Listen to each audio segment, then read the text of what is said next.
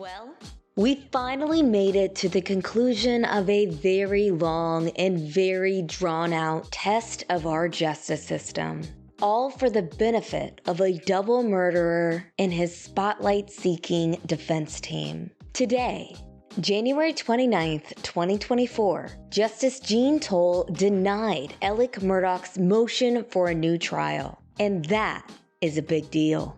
While we didn't see fireworks or smoking guns, we did see Justice Jean Toal keep the peace by allowing a lot of unexpected testimony as attorneys from the state and for the defense vied to show Justice Toal that justice and the law was on their side.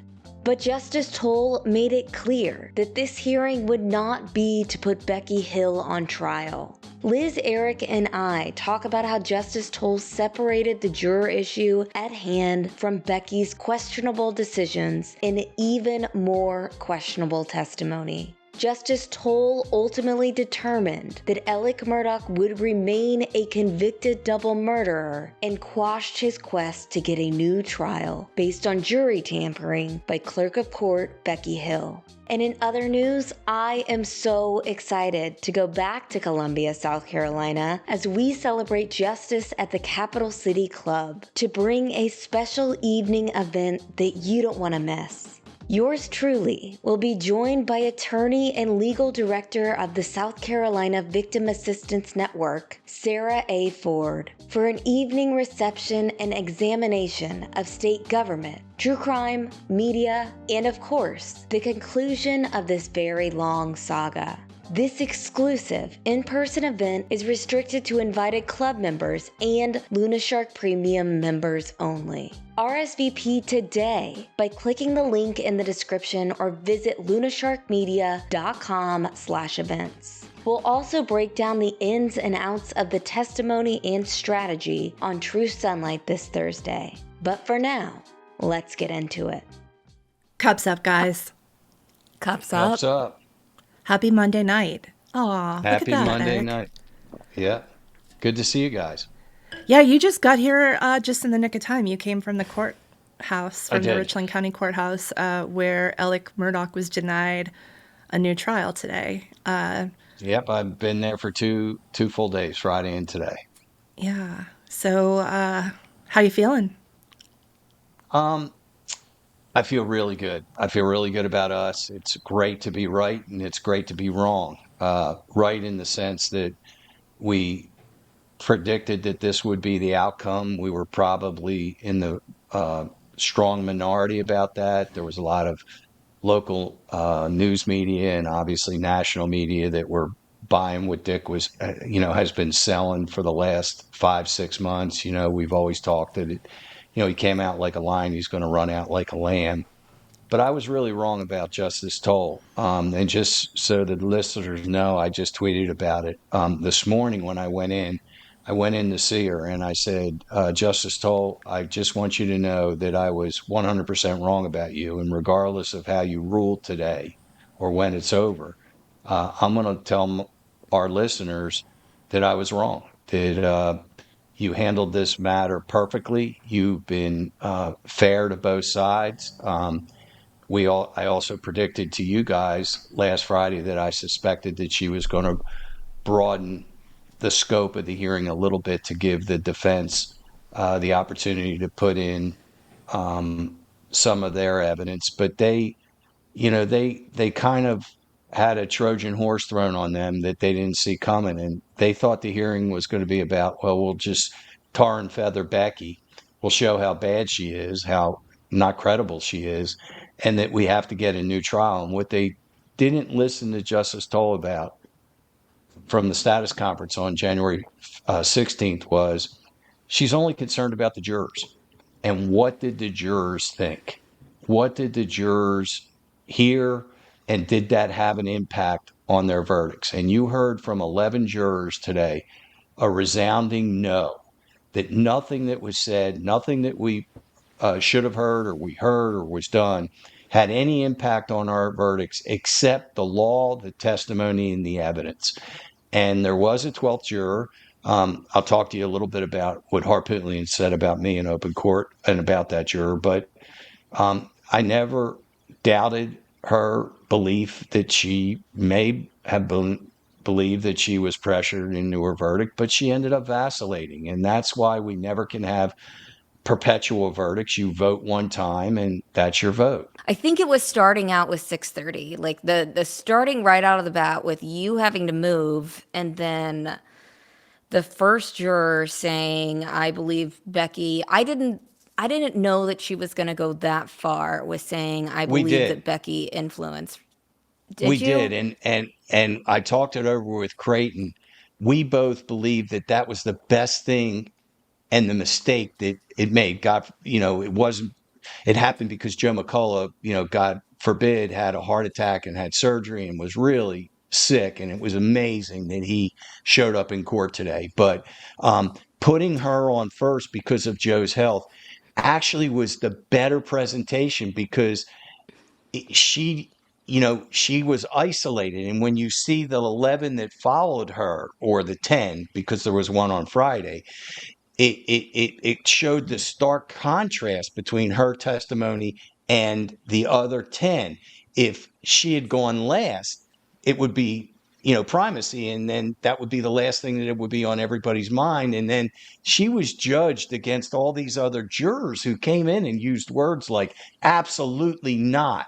It was absolutely not influenced by Becky. It was, I gave my verdict absolutely based on the testimony, the evidence, and Judge Newman's thing. So it actually turned out okay.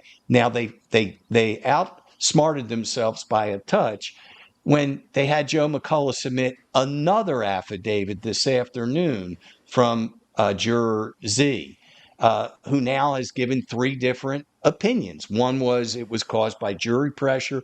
Two, it was caused by Miss Becky, and I felt pressured based on what she said. And three, a whole combination of cocktails of pressures. What So frustrated me I about think that affidavit was that I think it's been weeks now where I've been tweeting this and saying this, that Juror 630, or I guess we're calling her Juror Z now, in her first affidavit said when she entered the room that she still had questions about Alex's guilt, which would mean that whatever Becky said to her had no effect, right?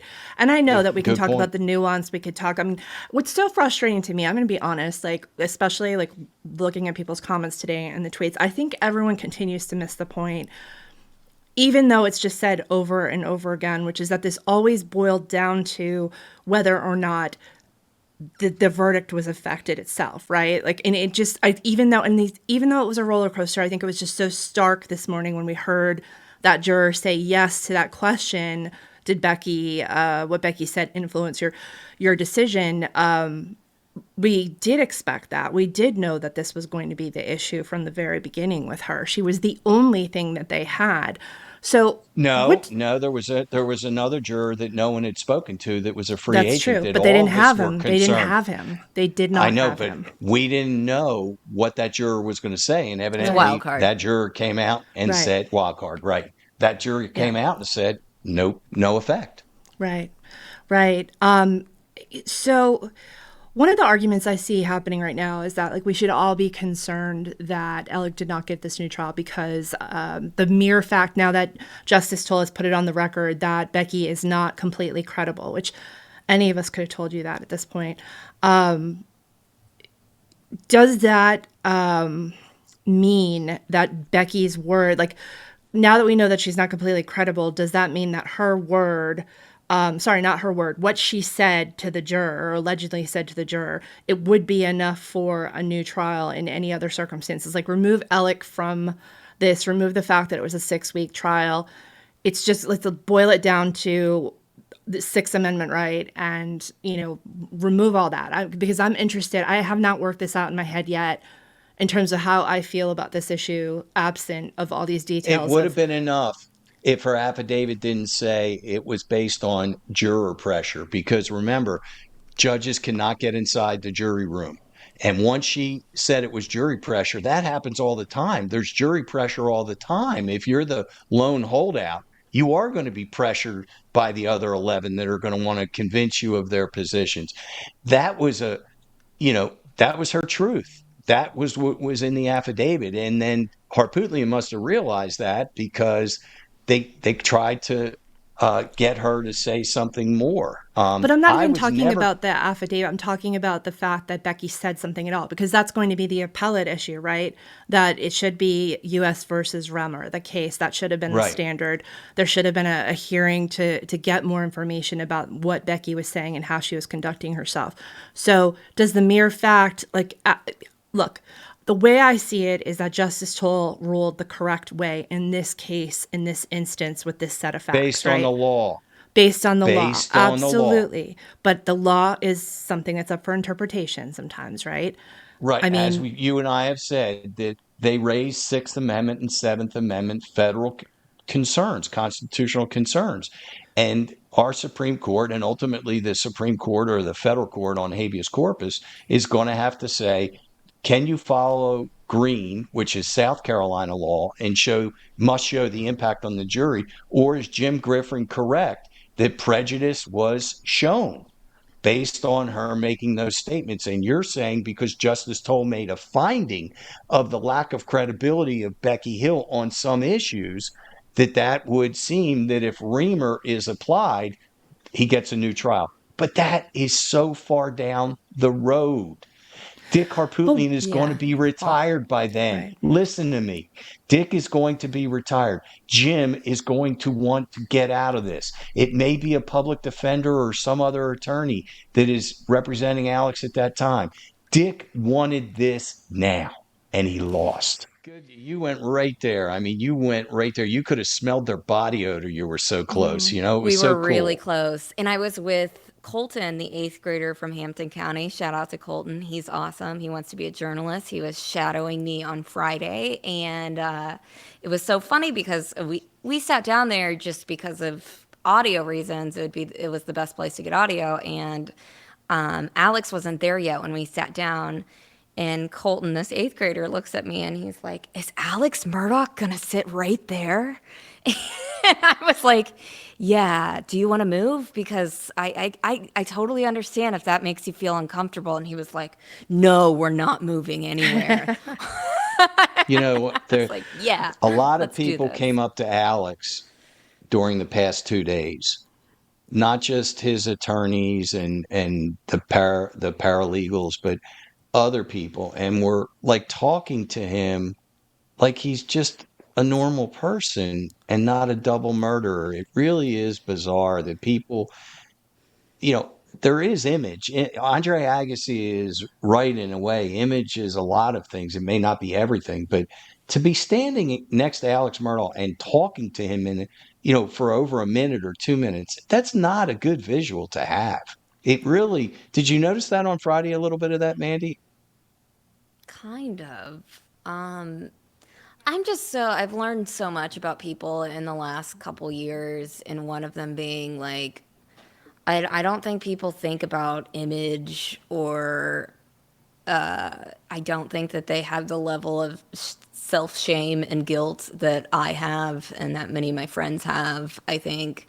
And I think that they just give Alex Murdaugh a pass over and over. And those same people, they helped create this monster. Like, I think that that's something that's really, we have to all talk about it and say it out loud. Like, people still treating him like a human being who deserves sympathy and empathy and people to fight for him at this point. I mean, they deserve this monster that we've had for the last 6 months and in the last Well, it's couple bizarre. years. Everybody says that True Sunlight or Cup of Justice cannot live without Alex Murdaugh. This is all we are. We're a one-trick pony. Yet we're the only ones who are consistently saying he's guilty. He doesn't deserve a new trial. We don't want a new trial. Everybody else, they want the story to continue. I watched them in court today. I watched all the media. They wanted her to say a new trial because they're the one trick ponies on this deal. We're trying to move on. We're interviewing people. We're talking about other cases, and we're being accused of being the ones that actually, well, they really secretly want Alex to get a new trial. No, we don't. We're the only ones. It's crazy. I wanted to bring this up because I got some crap for it over the weekend, and I want to put this on the record and make it clear.